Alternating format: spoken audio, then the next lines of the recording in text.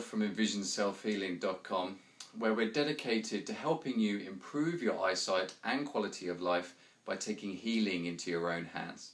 And in today's video, I'm going to be looking at a retinitis pigmentosa eye exercise that can help improve your eyesight. Now, I have covered the exercise itself in my blog, the eye exercise that's saving my eyesight.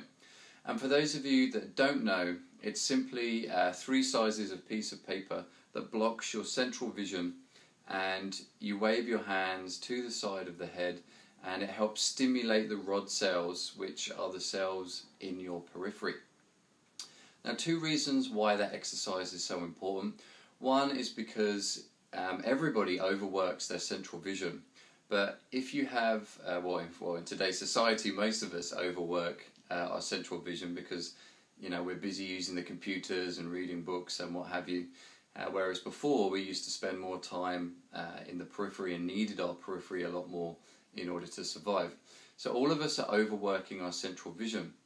But imagine somebody with a condition like retinitis pigmentosa, where the cells in the periphery are starting to become weaker and you start losing the ability to access this information in the periphery. So eventually you end up with something called tunnel vision, where all you can see as if you're looking for a tunnel. So the problem with that is that you're really then over-focusing all your attention on your central vision, and that imbalance between central and periphery is increased. So the first thing that the exercise is extremely good for is that it's blocking the central vision, so it's giving it that much needed rest that it really just doesn't get on a day-to-day basis.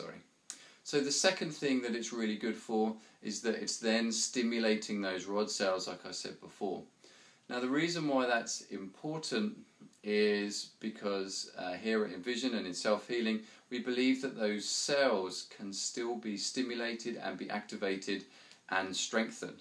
So you can either slow down the rate that the RP is happening, or just like myself and with other people that I've worked with, is that they've improved their peripheral vision. So it's not quite like as if one day you've got tunnel vision, then you do a few of these exercises and then all of a sudden you've got perfect peripheral vision. It doesn't work that way, but you do see a gradual increase, and certainly, if not in improvement, but in awareness in your periphery. And of course, RP is a degenerative disease, so in theory it's meant to continuously get worse and worse. So if you can even maintain where you are, then that's a very successful thing, because your vision isn't deteriorating and it's staying where it is. So bearing that in mind, that the first thing is to maintain, but the second thing is to then stimulate those cells. So that's what this exercise is doing. It's helping keep those cells active, and then we want to then work a little bit more and try and actually start to improve the periphery.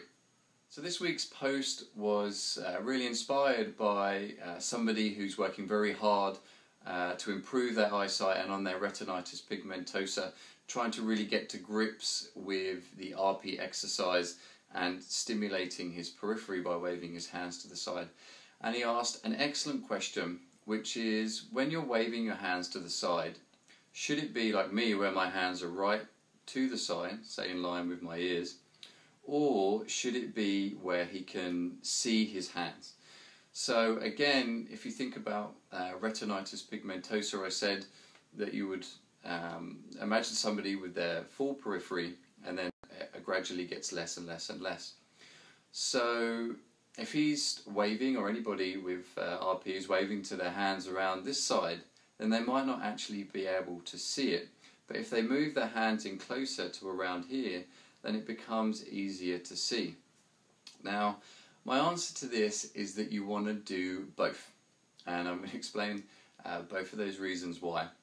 And the first is that when we talked about how you want to maintain what it is that's strong in you, and you want to rest what's strong, but you also want to strengthen what is not as strong or as weak in our body. Any condition that you have, you really want to keep that as a principle in mind.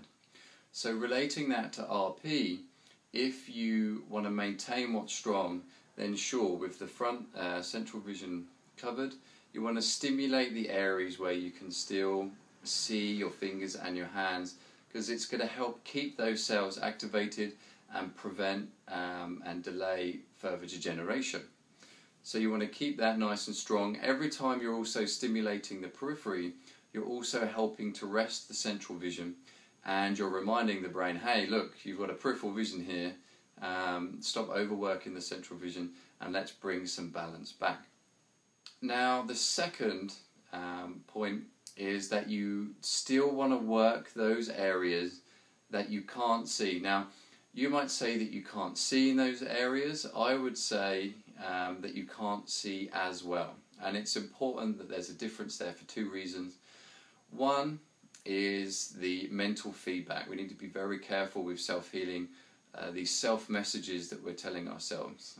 Even people with, say, myopia or nearsightedness, and I get them to look at the chart and I say, read the chart, without their glasses, they say, oh, I can't see, I'm blind.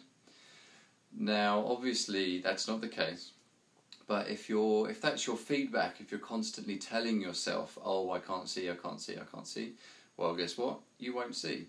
So try and change. All of us need to try and work on the mental side of self-healing as well, and we want to try and reinforce that it's not necessarily somewhere you can't see, it's somewhere that's just not as clear as the rest of your vision. And that's why over time, when you're blocking your central vision, just having that, you get used to accessing the world around you, and it starts switching the brain back over to the periphery, and you can access it that much more. So just having the piece of paper here is going to help you start to tune in to what you can see in your periphery. Now there's going to be different degrees of that, and when I say you can see, I don't mean it's going to be as clear as your central vision, because nobody has that. For everyone, the periphery isn't as detailed. Now of course there's areas that we could maybe say fuzzy patches, or areas where your hand was sort of, maybe you could see it here and then it would disappear and then reappear again, or reappear and disappear. But again, if you notice, if you have the piece of paper on and you start playing with the different areas, you'll notice that you still might have a sense of something there. And that is those cells. Okay, they're not as strong as they should be, but that's why we want to work with them and strengthen them. You'll still be, that awareness is still there that something is moving, and that's what's going to help stimulate those cells and keep them active. And also where some of the cells that are dormant, we want to wake them up and we want to bring them back to life. So even though you're not seeing it necessarily as clearly, you still want to work all these areas because you're going to help wake them up as much as possible. Now those of you that have been following some of my other previous blogs, you will also see one of them there that I talk about having flashing lights, which is the free festive eye exercise tool, where I talk about where in the dark you use flashing lights to help stimulate the periphery. I also talk about it in my how that step by step I'm improving my vision in the dark. In there I also talk about in details on using flashing lights to stimulate the periphery. And this is a good time to emphasize the point why that would be so good. So somebody who's got a medium or large piece of paper and they notice that they can't see as well out in their periphery. That's why we then put the individual in the dark, and then we use the flashing lights in those areas. Now the reason for that is the rod cells respond to low level lighting, and they were designed for us to be in the dark as well as picking up the majority of our periphery. So by being in a dark environment, those cells start to wake up that much more, and it's easier to see things in the periphery. Now again, flashing lights because the rod cells respond to movement and low level lighting. So even if you find that you can't see your hands when you're doing this during the light, move to the dark, get some flashing lights and flash them in those areas, and you might be surprised on how much you can still see in the periphery and what you can see in the periphery. Now still you're going to come across where, even with the flashing lights, you're going to have areas that might be slightly brighter than others. Now those areas that aren't so bright, or in fact maybe it does disappear and you can't see it, then that is a main area that you're still going to want to try and focus on, because that's your particular area. Now this goes for other people, say with glaucoma, who's been losing their peripheral vision. It's the same thing. You want to find those areas that aren't as clear, something that we call fuzzy spots, and it's just sort of those gaps there. That's where you want to focus these flashing lights to help stimulate those cells and bring them more activity and keep them nice and strong.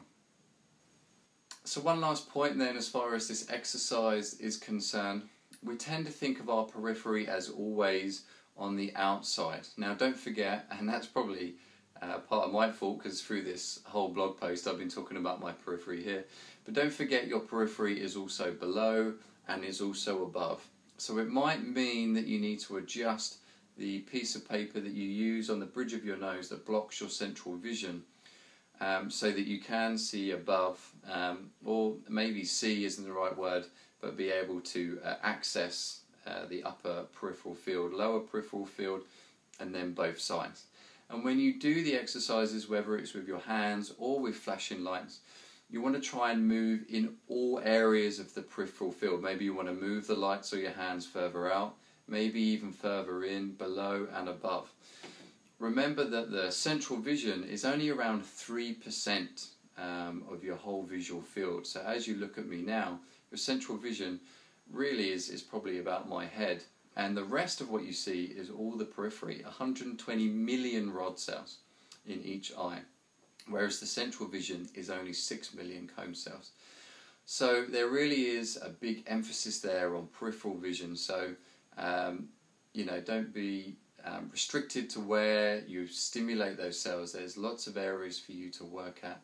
And just over time, as you do the exercise, just be aware during your everyday, even if you don't have the central vision covered, say you're on the bus or something and you're looking forward, just try and tune in and pay more attention to your periphery, and you'll start to get that balance back, and you'll start to be amazed at some of the things that you are still able to see in your periphery.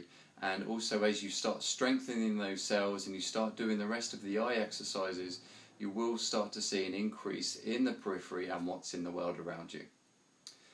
So as always, you can post your comments below here, or just give us a shout on my Twitter account at WilliamFullerEN, or of course look me up on Facebook, William Fuller Envision, or you can always go over to the Envision Self-Healing fan page and find out some of the great stuff that we've got going on there. You can also check out mine and Richard's podcast that we do every week that you can get on iTunes, or we always put a video version up on YouTube as well. So, hope your exercises are going well, and happy healing.